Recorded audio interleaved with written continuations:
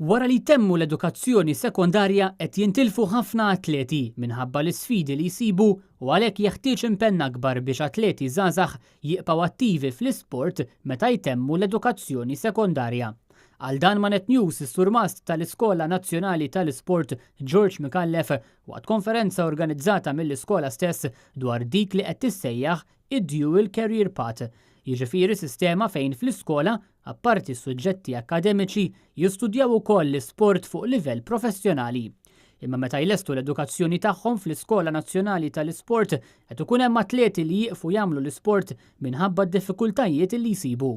Bejn l-età ta' 16 u 20 sena qed nitilfu ħafna atleti għaliex hija diffiċli ħafna illi nkunu flessibbli ma' dawna l-istudenti propju meta jispiċċaw is-sekondarja u naħseb li l-koll irridu naħdmu flimkien biex nagħmluha aktar ħajja flessibbli u ma nitilfux iktar talent qed jintelef wisq talent bejn 16 u 20 sena.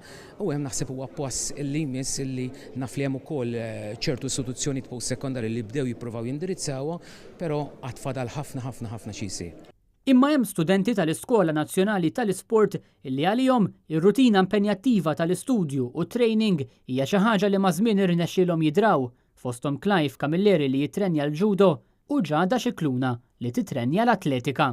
Għal-bidu diffikultà biex nlaħħaq mal-isport u mal-iskola, imma time management titqassam kollox kif suppost u iżomm il-ħinijiet puntwali. Nipprova nagħmel laħħaq kollox li jkolli ħin għalija, ħin għall-isport, ħin għal sħabi, ħin għal kollox. Tant drajt ir-rutina li sibta normali s-salija. U l-qoddim x'ħat tagħmel wara issa? Il-qoddim forsi nisperaw li mmorru l-Olimpjadi. L-iskop tal-Iskola Nazzjonali tal-Isport huwa l-bilanċ bejn dak akademiku u dak sportiv.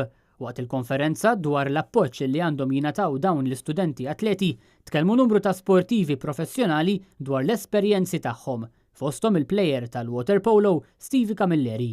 Għall-konferenza attenda wkoll il-kelliem tal-Oppożizzjoni dwar l-edukazzjoni Clyde Pooley, illi qal li l-Iskola Nazzjonali tal-Isport irrikonoxxi li t-tfal u żgħażagħ għandhom ħiliet differenti u jridu jingħataw ħiliet illi huma relevanti mhux biss għall-abilitajiet tagħhom imma anke ħiliet għas-seklu 21. Il-kwistjoni tad-Dual Path hija importanti ħafna wkoll anki in konjizzjoni tar-rapport tal-Bank Dinji li għadu kemm ħareġ illi jgħid illi għandna numru kbar ta' tfal illi sfortunatament għadhom ibatu f'dak li huwa fil-qari u fil-matematika.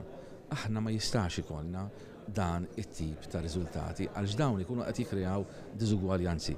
Skola bħal di tagħti l-opportunitajiet biex tnaqqas id-diżugwaljanzi u allura ddiru iktar u mhux inqas minn dawn l-affarijiet. Mario Frendo għal Net News.